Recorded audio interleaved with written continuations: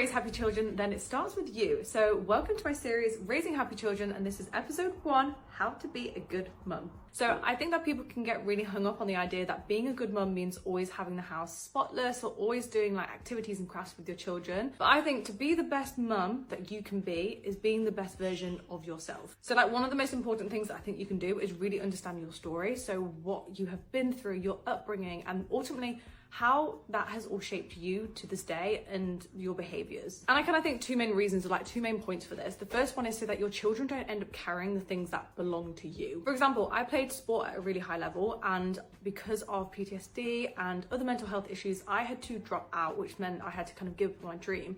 Now, I'm not going to force or expect my children to play sport and play at the level that I never got to play at. Like, my role is to try and help my son or my children to figure out who they are, because he doesn't know what I've gone through or the opportunities that I've missed, and that's how it should be, to be honest. Like, he should be at neutral. And this goes the same for your experience too. Like, maybe your parents weren't around a lot when you were little, and it could really be easy to say to your children that they should be so grateful to have you there because, you know, your parents were never there. So I do think it's really good for our children to start like at that neutral point, and I don't want to influence either consciously or subconsciously what they're doing or our actions on them based on our own experiences. But then the second reason is that really understanding your story can help you identify the things that you want to carry forward. So not always in like a bad way. Maybe there's like traditions that you've always done or core memories of like you want to take forward and how you want to parent your children. But this is also why if someone else is doing something different from you, maybe they're doing